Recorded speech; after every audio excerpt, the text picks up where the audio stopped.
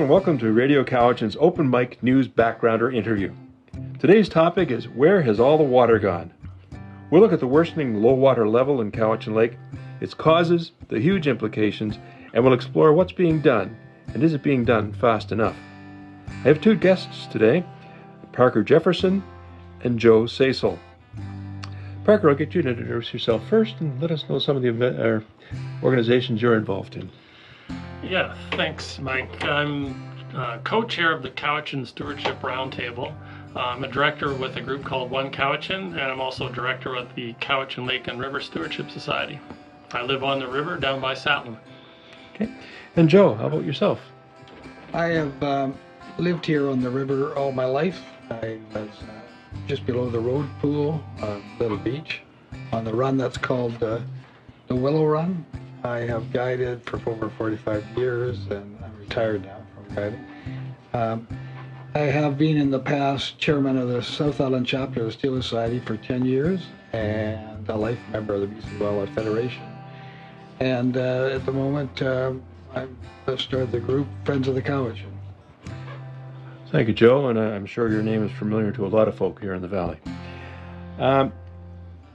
First, I'll ask Joe again, can you give us a brief overview of your general take on the current water situation and the drought situation?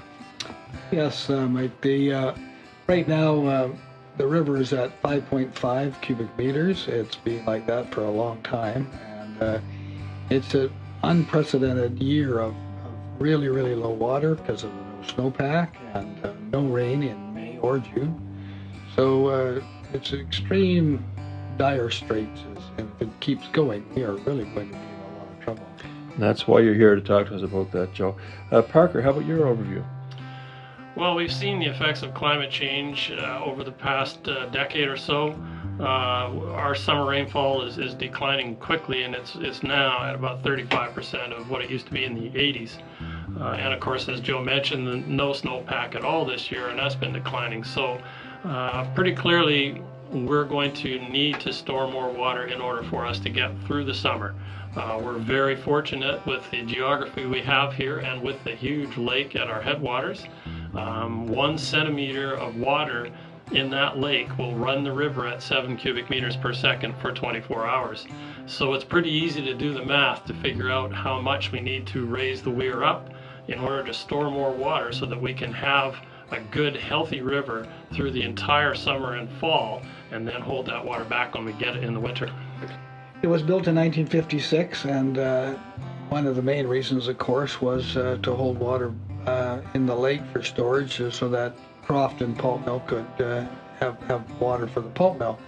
But at the same time, fisheries, both DFO and MOE, provincial and federally, they liked the idea so that you could have a guaranteed water supply during the summertime of 7 cubic meters. So they welcomed that idea. We have in the general public a perception that somebody should do something, and that's really, you hear that on the street. Somebody ought to do something. Well, guess what? What nobody really seems to dig into until I noticed your comment on One Cowichan, Parker. Who is the somebody that should be doing something, and what is it that they should do?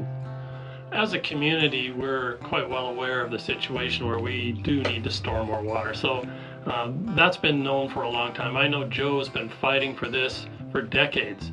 Back in the 80s, there was talk about we need to raise the weir. What we have now just isn't adequate. It's barely adequate to run the mill. And we have to remember that mill is the largest employer in our region, and there's a lot of union jobs in that mill that pay really good wages, and it would be not a good thing if it was forced to shut down. It costs the mill and it costs a lot of our community members a paycheck, and that's something that we are all working towards not having to do. So certainly the weir we have is a good thing. If we didn't have it, we'd be in really serious trouble, but we do. And the thing is, it just needs to be raised up. We need to store more water. It's clear from the fact we're just not getting the summer inflows. So there is a move afoot. There's been progress made over the past few years. CVRD is leading the way in terms of reconstructing the weir to be able to hold more water. They have applied for BC provincial gas tax revenue funding to the order of about $10 million to get started with this project. Now, we don't know yet exactly what it will cost because the engineering studies have not yet been done, but 10 to 12 million is a good ballpark figure. We know that has to occur as soon as possible. The first step in the process, though, is going to be someone has to apply for another water license. Catalyst currently owns the water license. They hold the water license. I think they have 2 or 3 of them, one on top of the other. But so far to date, they have not been willing to take on another water license for storage, which would really be primarily for fish, because they claim they've got enough storage to operate their mill. I would argue that this year they'll find they don't quite have enough storage to operate their mill. I'd be very surprised if they're still in operation by the end of September if we don't get serious rain. So the community knows what needs to happen. We need to reconstruct the weir. We need to store more water. That process is ongoing, and it does seem that we're making significant progress well beyond what's happened for the past 10 years or so. And we can look forward to, in the next few years, hopefully getting that reconstruction done. I'd like to get Joe's take on the situation, what's being done and what needs to be done, and is it being done fast enough? And I think you have a good ability to be really direct and to the point. So somehow I just get that feeling after just meeting you. Could you please give us your opinion? Yeah, Mike. To me, it's very, very simple, and it has been. The answer's been there all along.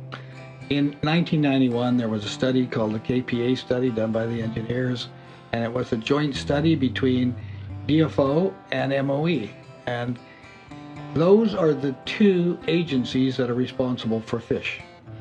Federal is for the salmon, and provincially for the trout and steelhead.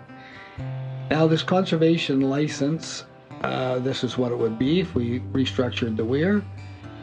That's the logical choice. And either one of those ministers could do it immediately right now. And the answer has been there since 1991. And it's just so frustrating and so simple that the minister could just tell his staff to apply for that water license, but nobody has the political will to do it, and so there's no leadership from them. So this is who should be doing it, and the answer, like I say, has been there.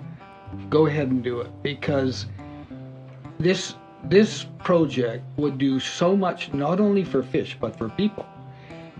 Most of the wells in this valley are hooked up to the Cowichan River.